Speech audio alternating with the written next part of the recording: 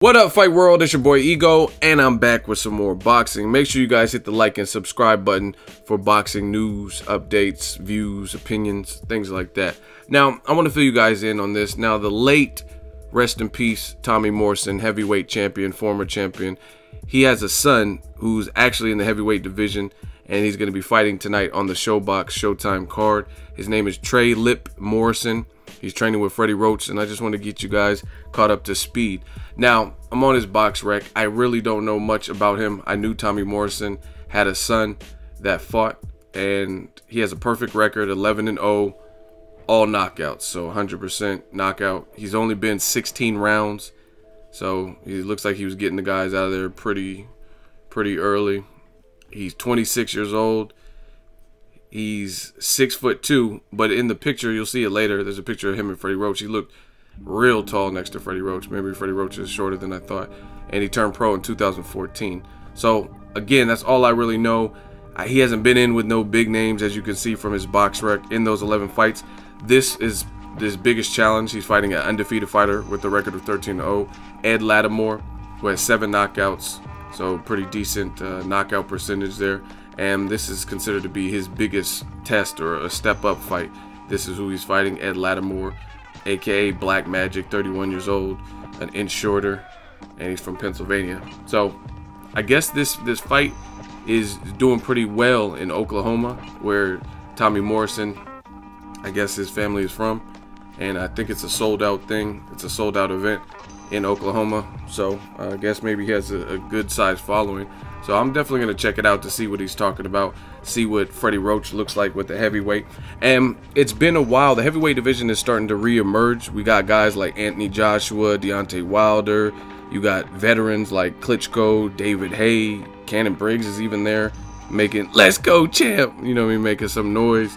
You got Luis King Kong Ortiz, Tyson Fury, tons of names, Huey Fury, Andy Ruiz, ton of guys there now, you know what I mean, and it's shaping up, so the more the merrier. If there's people, you know what I mean, if you could build up to Tommy Morrison's son versus Andy Ruiz and fights like that in the future, I'm all for it.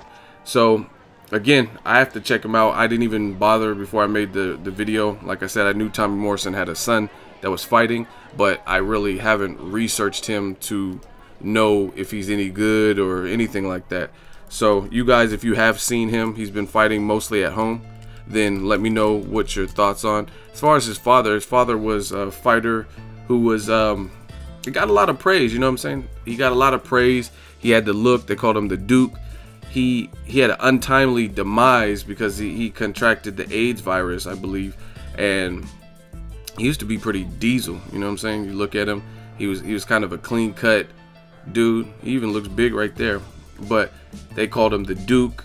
And they even started casting him in movies, but living the fast life, you know what I mean? This is what he started to look like kind of later in life. He looked a little bit run down and stuff after he contracted the AIDS virus. And it was kind of sad because I remember he was supposed to fight, I believe, and then all of a sudden they canceled the fight because he did his pre-fight drug testing, and they said he didn't pass.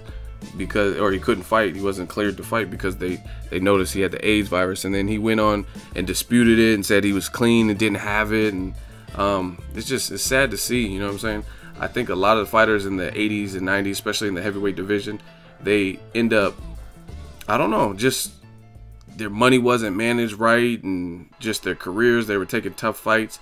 You see in this picture, Tommy Morrison fought George Foreman, defeated him, but then he went on to lose to guys he probably shouldn't have lost to.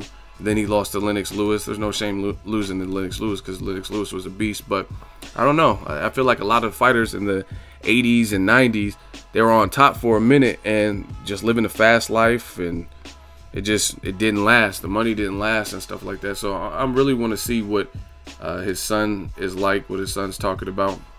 I don't know where you guys rated Tommy Morrison. Like I said, he got a lot of exposure because, just to keep it real, there hasn't been a dominant white American fighter in general, but especially in like the heavyweight division, right? You got guys like what's his name, Jason Gavern or whatnot, that Deontay Wilder knocked out, but I really can't think of any white American heavyweights that have just been on top.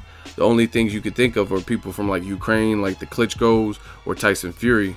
So it'll be interesting to see if we can get that in boxing. You know what I mean? Like a white dominant American fighter. Because like I said, Tommy Morrison in his heyday, he got a lot of praise, he got a lot of press, and you know what I mean, people cling to that because it's like someone that they relate to, looks like them, and things like that. They even put him in the Rocky movie, if you guys remember. Yo, Tommy, what you doing here? You should be out celebrating. I want to fight you. Fight? You want to fight? You're coming down here with these people asking me to throw hands? Hey, yo, look, Tommy, I ain't got nothing else to say to you. Yeah, he played Tommy Gunn in that movie. Here's a little scene. So, again, I'm anxious to see what his son's talking about, to see if his son's any good. Sometimes that's big shoes to fill. Like, not even just in the sports world. Oh, wow, this is the Ray Mercer fight. Damn, that's a crazy shot. Whoever captured that, but it's big shoes to fill. You know what I mean? Look at Brandon Lee, Bruce Lee, and father-son, like athletes in general.